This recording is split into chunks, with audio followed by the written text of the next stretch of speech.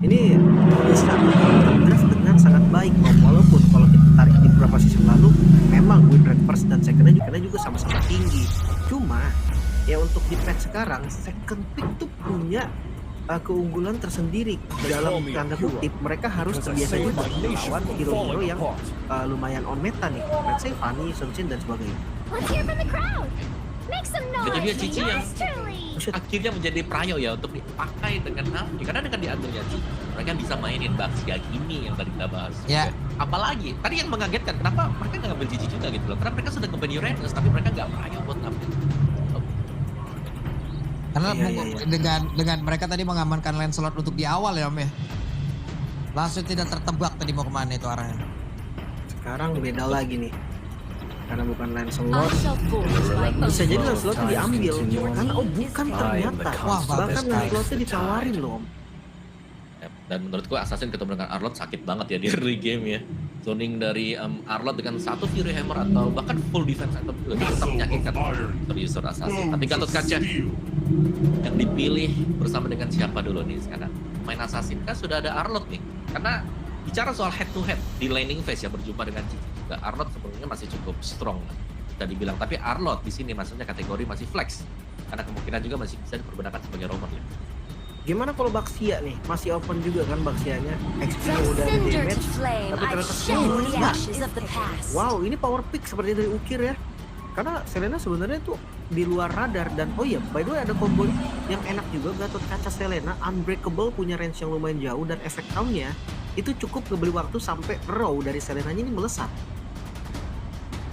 Nih, kayak banyak combo lah bisa dipakai dengan Navi sekarang. Curtain Call, EOG, terus ya tadi antara Selena dan siapapun nanti. Di Lancelot ternyata Assassin ya masih untuk RRQ. Dan ini harus berhati-hati Lancelot ya. Karena yang mau di burst siapa dulu nih? Karena itu Cici tebel, Gatot Kaca juga tebel. Dan menjadi dua hero. Bener. Dan menjadi hero-hero yang menjadi pengalihan isu lah. Dan menunggu lah. Kita harus menunggu dari Navi sendiri siapa yang akan akhirnya dia.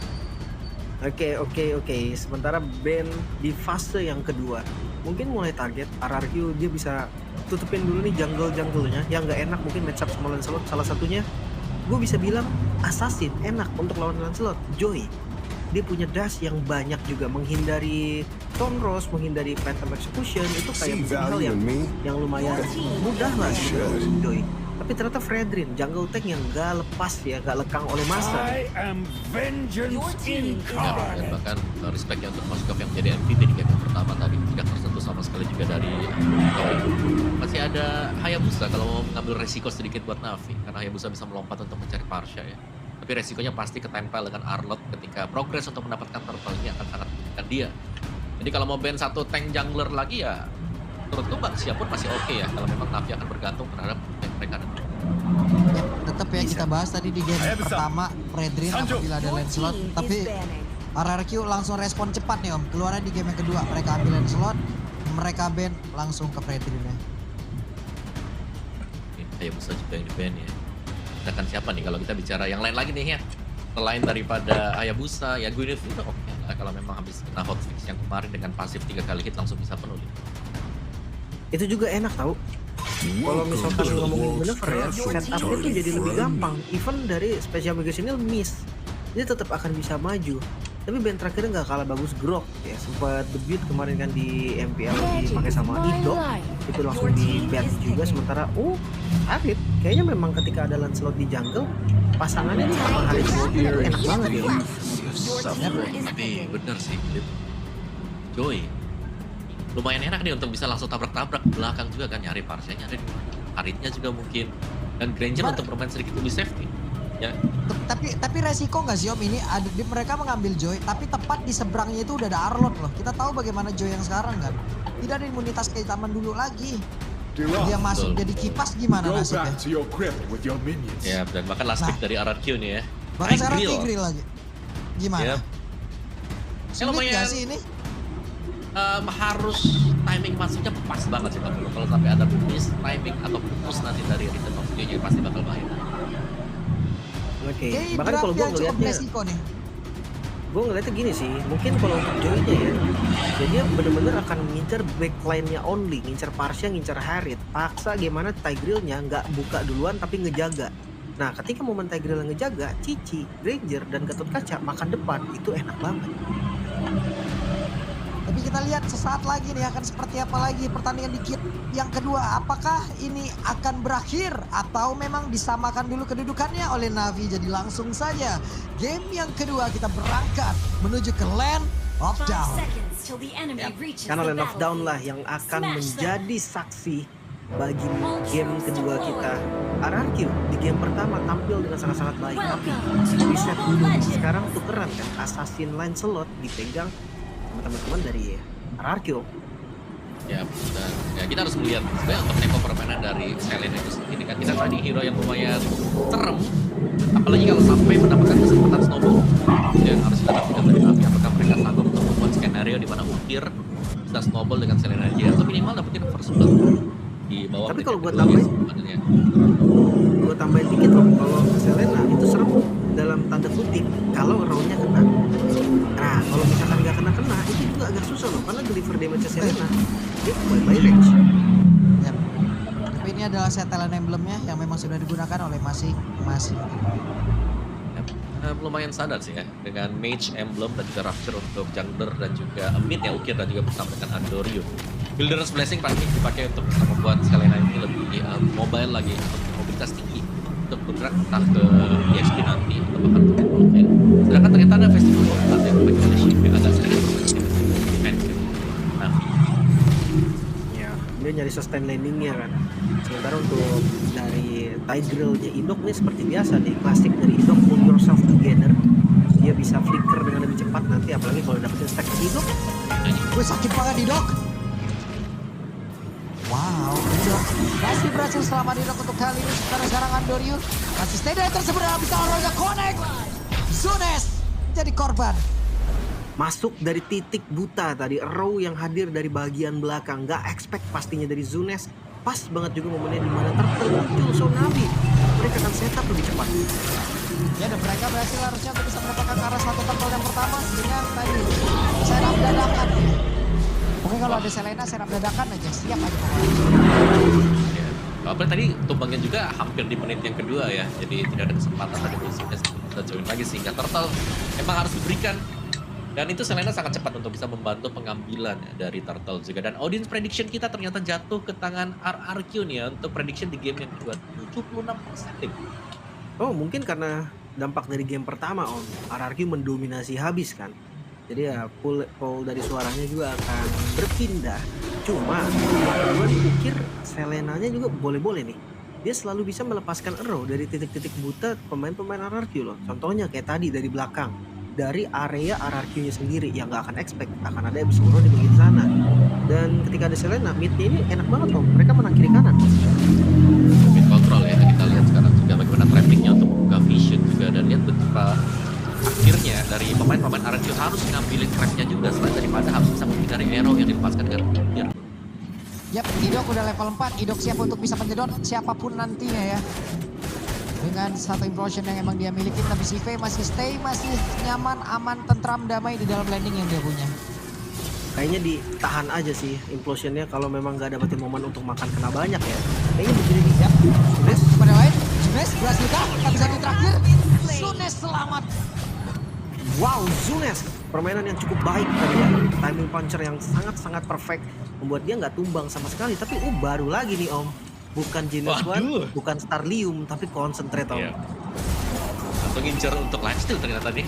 Tapi Karsa memang benar-benar langsung pressure juga EXP yang tidak akan diberikan kesempatan lebih leluasa apapun. Oke, Andoriu tidak mau maju. Terlihat Res yang memang sudah standby loh. Sudah standby deh. Ini kalau kita lihat dari setupnya sebenarnya itu masih ada implosion. Panas Slash. Dia bilang, wah sakit banget Pedro Aistrat kan dia langsung dikeluarkan namun kepada berbeda Idok. Menjadi satu orang yang benar-benar ngedempet di pulang ke arah Jarianto. Mereka belum menyerah, mereka mencoba untuk bisa mendekatkan dirinya ke arah di interval. Atau dilemparkan, ada apa tersebut walaupun masih dilihat mata dan sekarang Andoriu coba lihat. Andoriu terjebak di tengah-tengah player dari RRQ dan selesai. Hanya menjadi notifikasi. Apro itu dia tadi OG dan Retribution yang under pressure bisa gue bilang dari Zunes membuat akhirnya miss kalkulasi dan ya memang Navi ini kuat banget loh ketika momen-momen objektif turtle ataupun Lord dan sebagainya om. Ya mereka kayak ready banget ya untuk melakukan objektif seperti itu. Tapi RRQ juga mereka cukup banyak invest pemain ya. Jadi secara kuantitas kita melihat tadi RRQ mereka sangat menang karena bahkan Toy juga join untuk purple yang kedua. Jadi sejauh ini Navi mereka masih cukup bisa berimbang di early game. Tinggal bagaimana apakah kembali nih Arrow dari pikir bisa kena ke siapa dulu targetnya. Karena Shiva lumayan lepas tadi untuk di bagian top ditinggal dengan Toy Bang. Yap. Nah ini yang gue maksud tadi nih om, karena kita sempat bahas War X dari Lancelot kan, kalau pakai Fury Hammer jadi lebih lama. Zunes itu nggak pakai Fury Hammer om. Dia langsung ke War X dan jadi duluan. Sekarang Retro udah dipakai loh. Untungnya gagal tadi diganggu oleh Idok. Sebentar sekarang Federasi depan berbeda ukirnya. Masih berusaha untuk dia juga berhasil menyelamatkan diri. Vengeance tadi terlihat dari Rest. Hampir terjebak di area outer turret mid.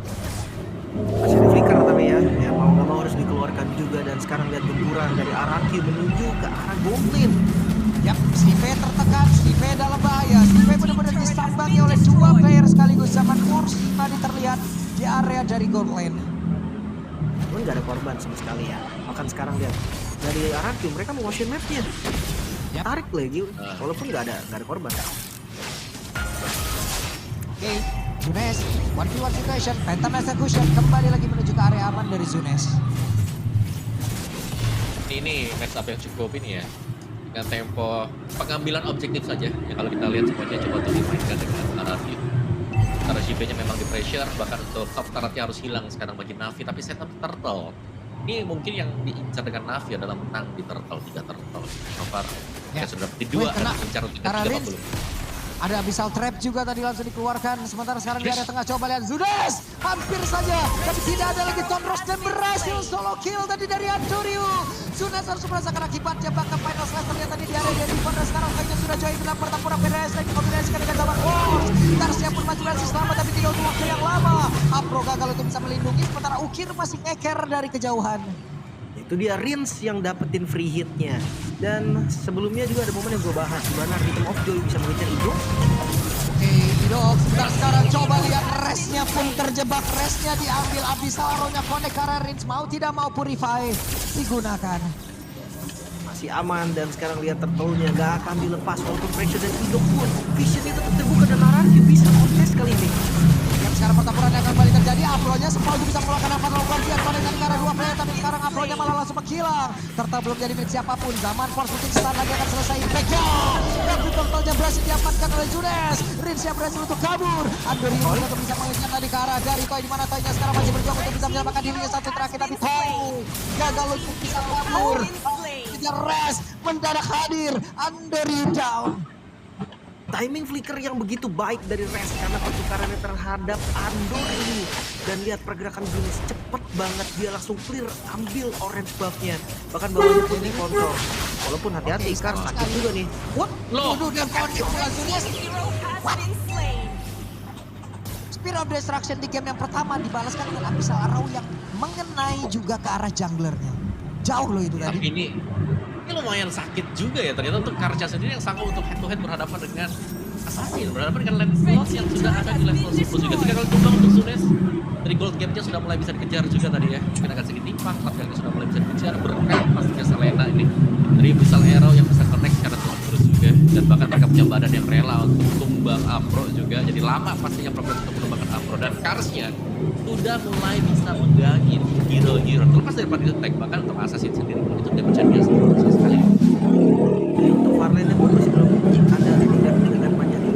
Dari keduanya RRQ masih biarin harinya farming. Dari Indonesia juga belum kontrol dari lebih jauh.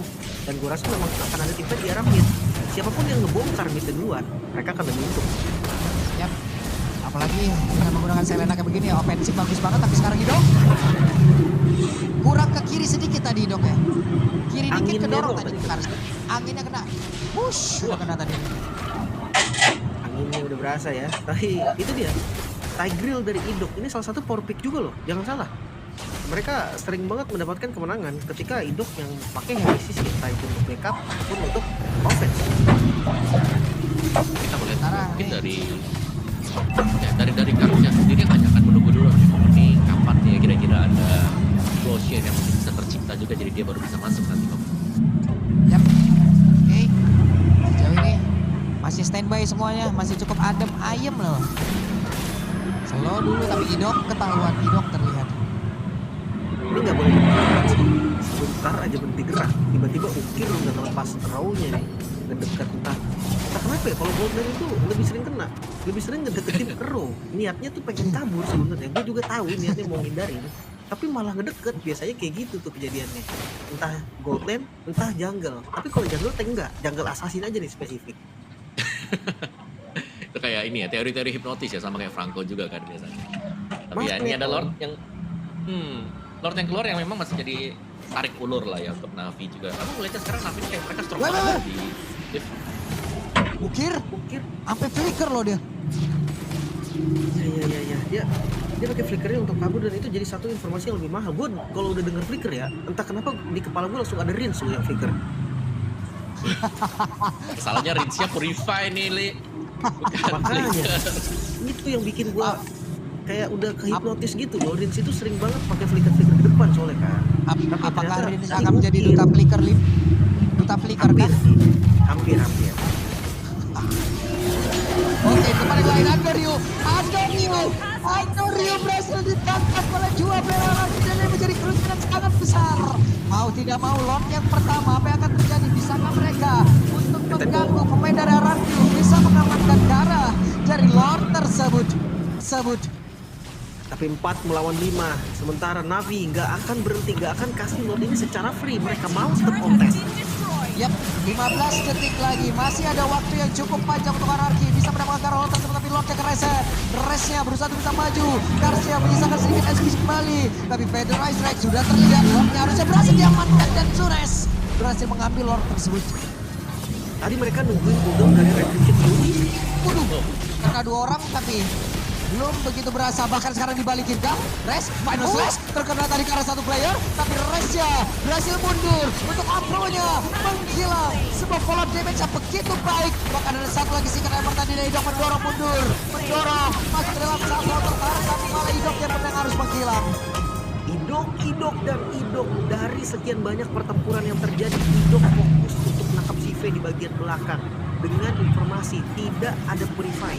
Maka dari itu mata Idok itu nggak lepas dari CV. Dia nggak peduli siapapun di depannya, yang penting CV tertangkap. Yap, ini bagus banget ya.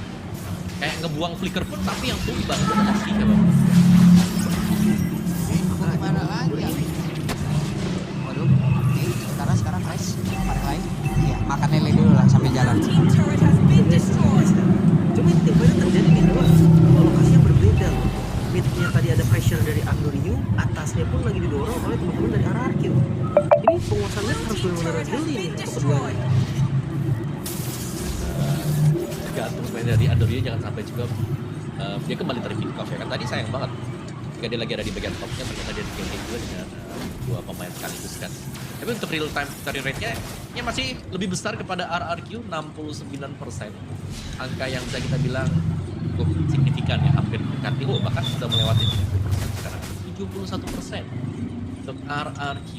Dan lagi-lagi kalau mau memanjangkan lane untuk Navi, ini harus bersiap-siap. Andorinya akan digeng-geng berkuat-kuat. Yap. Kembali ada Mayem, kembali turun tempo. Tapi Zunes sudah siap menabrak nih, kita lihat. Akan menjadi milik siapa? Dari Purple Buff ini, karena sudah standby, tapi barusan Purple Buff menjadi milik dari Zunes. Karsnya berusaha untuk bisa menghantarkan damage, tapi baru kemarin slash yang masuk dalam tubuh dari Sive. Sive-nya down. Kerugian begitu besar didapatkan oleh Navi. Walaupun Resnya pun menghilang, tapi Toy setidaknya untuk sekarang berhasil tadi mendekatkan jaraknya menuju ke arah Kars. Dan solo kill by Toy. Andorio selamat. Andorio solo konser terhadap Zunes. 1v1 situation, Phantom eksekusi digocek, tapi kontrolnya apa yang terjadi? Tapi base-nya terbuka lebar. Satu kata full, maka sekarang Andorio masih ada web dinner kembali. Dari Toy-nya masih bermuncul untuk bisa mendapatkan kemenangan secara cepat. Ayo ukirnya pun down, dan throw web out. 2-0 harusnya bisa akan didapatkan oleh RRQ, tapi setidaknya untuk sekarang masih ada Sipe yang bisa defense kembali. Wah, gue bertanya-tanya kalau andai Toy tadi hit ke arah base-nya, apakah itu bisa menjadi endgame? Karena mungkin dia memang mulai muncul dan fokusnya mungkin call-nya atau komen dari RRQ-nya adalah kill orangnya. Oke, maka dari Toy-nya pun dia nggak fokus ke objektif. Cuma ya, kita akan reset lagi. Kita akan tarik lagi sekarang gamenya untuk lebih lama karena Lord muncul. Harusnya protes nih dari kedua pihak kok. Ya, tadi solo kill yang manis juga ya. Dari Andorius sendiri tadi itu bisa mendapatkan. Tapi ya sejauh ini kita melihat RRQ snowball effect yang mereka dapatkan. Mereka harus bisa jauh lebih lagi mungkin untuk memaksimalkan keunggulan yang sudah mereka dapatkan. Apalagi mereka punya idol, mereka punya Tiger dan Implosion yang dimana mereka bisa eksekusi siapapun yang sedang berjalan sendirian juga. Tidak perlu nunggu beramai-ramai yang mungkin dari player lawan. Tapi kita melihat perform Rest yang menurutku di game kedua ini sangat luar biasa dengan armor dia. Targeting dia ke belakang langsung menuju ke Shive itu sangat mahal sekali dan itu membuka peluang tadi untuk RRQ bisa mendapatkan top base start dari Navi ini. Oke, tapi dengan Lord sekarang yang mulai di setup. Karena dari Res bisa Res bertahan, tapi Res langsung menghilang. Sementara sekarang, apa yang terjadi? Lordnya berhasil diamankan oleh Andoriu.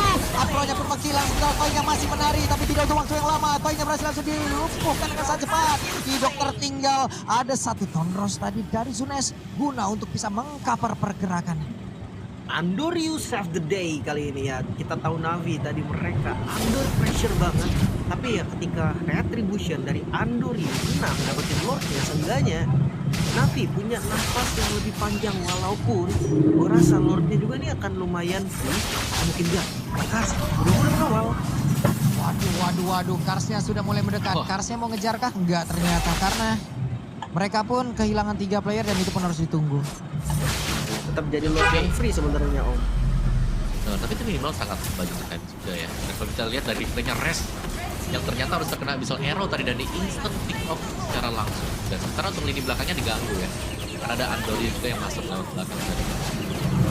Jadi ya, sebuah gameplay yang sangat manis tadi untuk Navi juga di mana mereka maksimalkan bagaimana targeting dari Abyssal Arrow tadi. Dan baru dibilang, kita baru mention tadi Rest bagus banget buat targetnya di belakang. Ternyata kalau memang dia bisa di hold di depan dan tidak sanggup menuju ke belakang, hasilnya bisa berbeda. Ternyata Navi masih ada chance untuk bisa menangin dari teammatenya nih.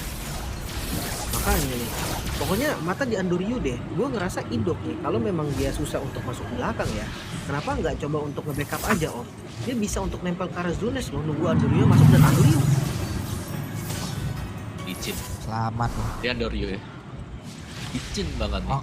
Kayak mau ditangkap pun lumayan sulit. Masih ada open vision dari trap demi trap. Kita ada tukir juga. Jadi lumayan masih terbuka lah. Dan map dari Navi sendiri masih cukup terang untuk bisa langsung tabar dengan dua orang itu. Bahkan yang harus lumayan sangat hati-hati karena sampai sekarang sekali saja mereka misstep. Ini mereka akan kepanis dari cukup pasti sangat besar ya. Karena untuk game time-nya pun ini sudah hampir di menit yang ke-18 nih. Ya. Kontennya bakal lama banget ini.